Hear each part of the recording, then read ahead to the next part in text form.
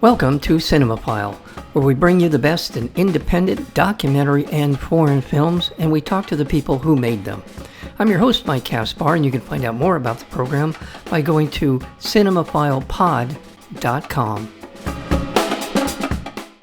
River of Grass is a present-day reimagining of Marjory Stoneman Douglas's groundbreaking book, The Everglades, River of Grass, which transformed the public's understanding of the area from worthless swamps to essential source of fresh water, enabling an ecosystem to endure as it is just barely today.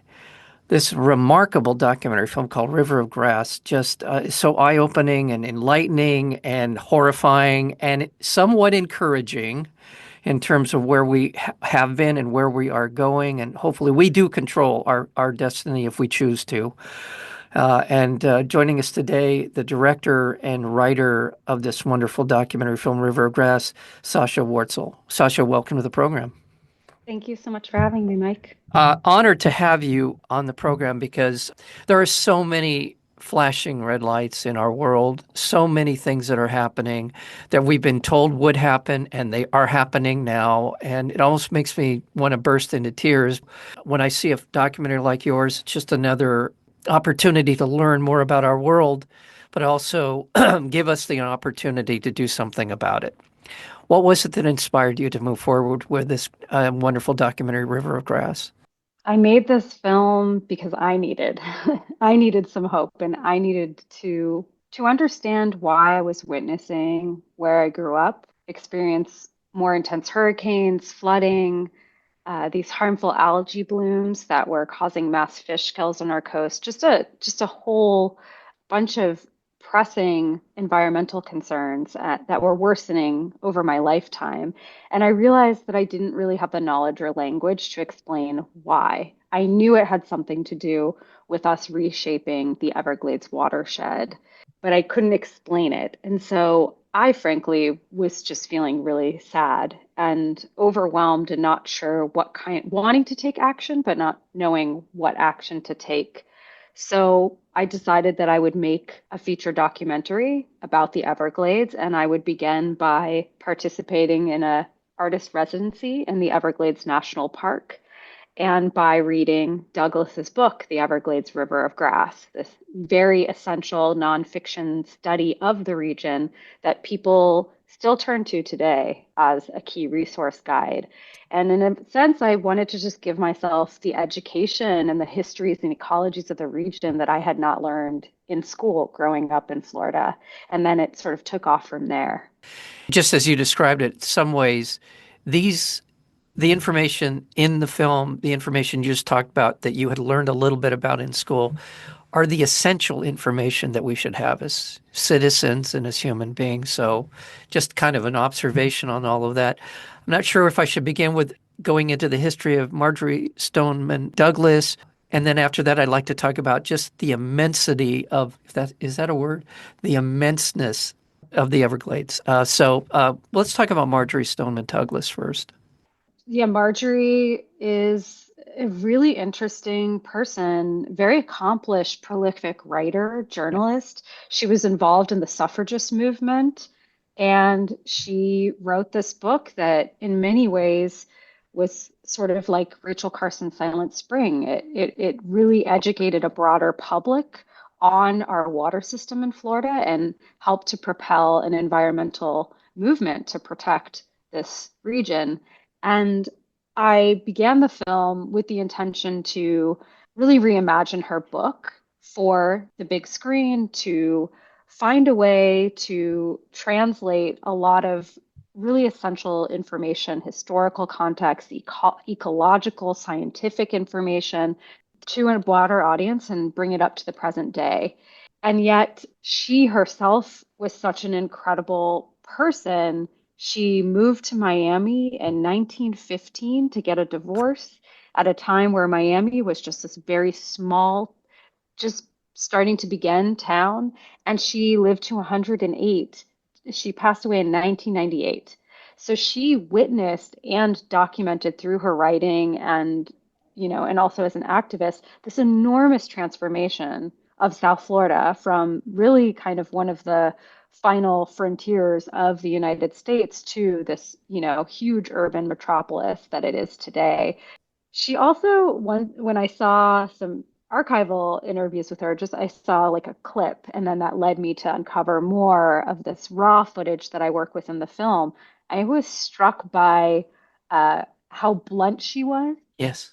how unapologetic, how funny and fierce, and also how deeply resonant her ideas and her thoughts were with the present moment. Even though these interviews were filmed with her in the 1980s and the 1990s. And similarly with her book, a lot of the things that she says in her text, The River of Grass, I felt were very prescient and were just as relevant today, even though it was written in 1947. That's exactly how it struck me watching her.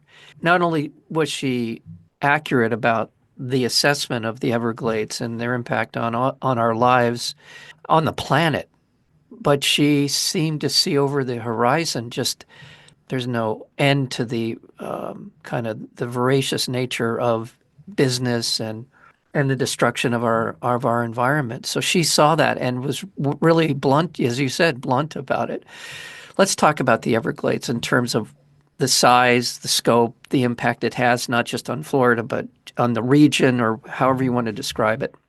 Yeah, I think many people understand the Everglades as simply the national park. Yet the Everglades are so much bigger than what's been preserved in the Everglades National Park. They are a vast region of wetlands that once flowed from Orlando down to the Florida Keys to Orlando.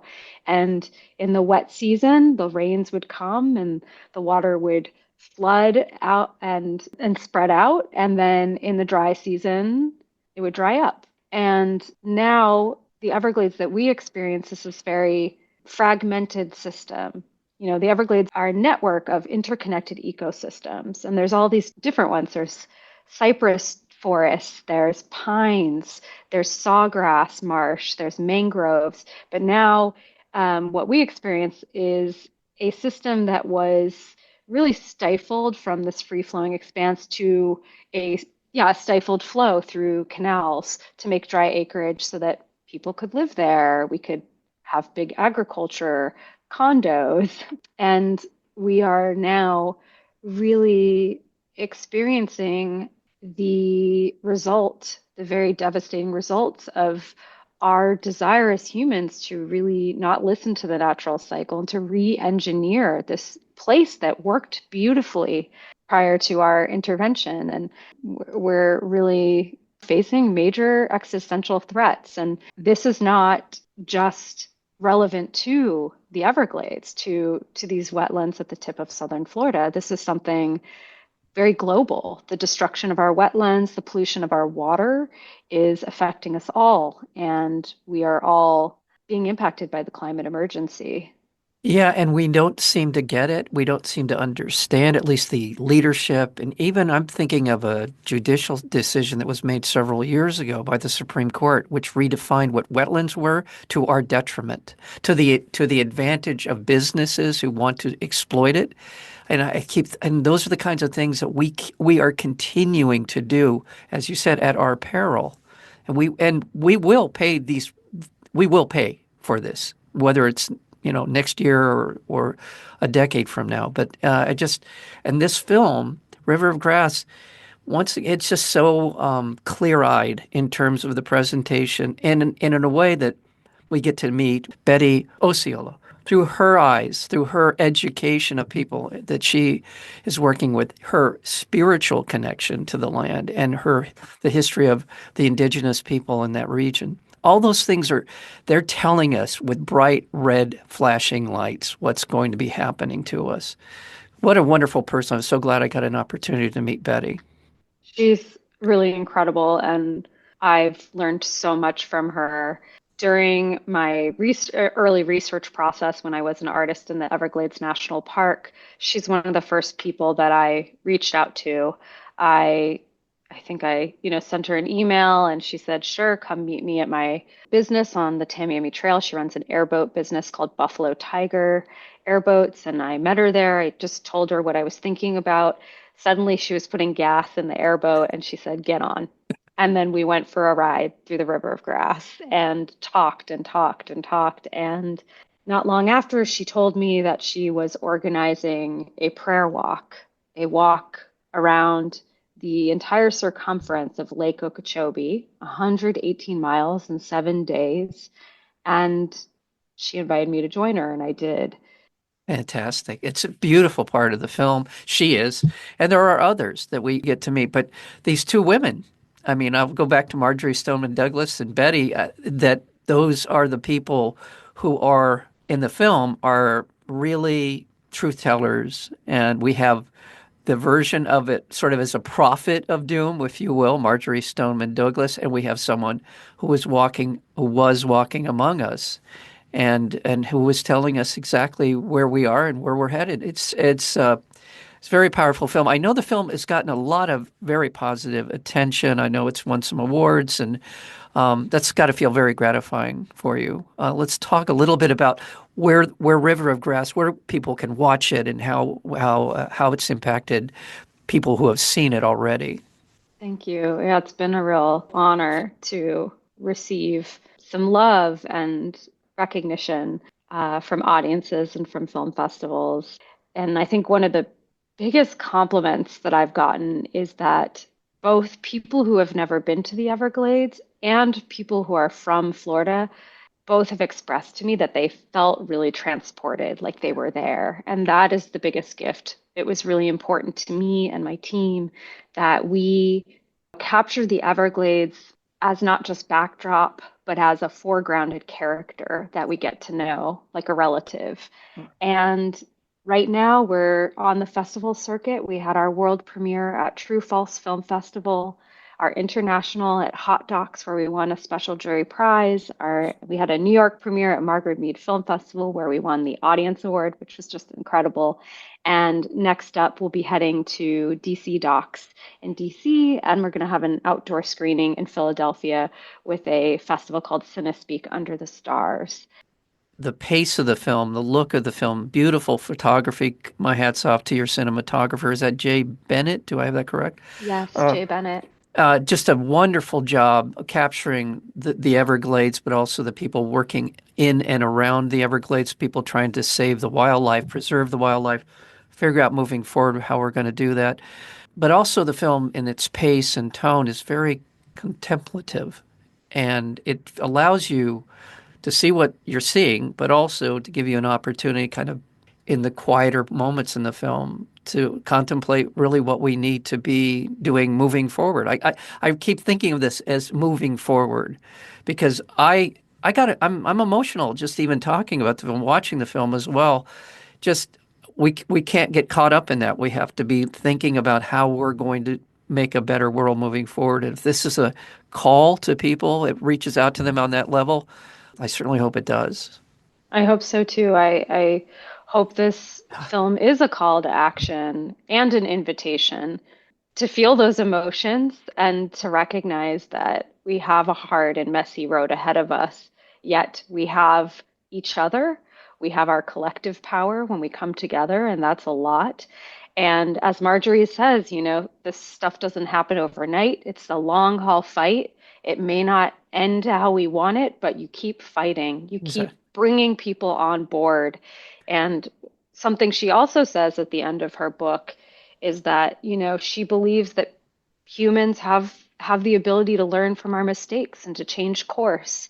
And Betty, really bluntly also and beautifully puts it, nature is going to win in the end. That's right.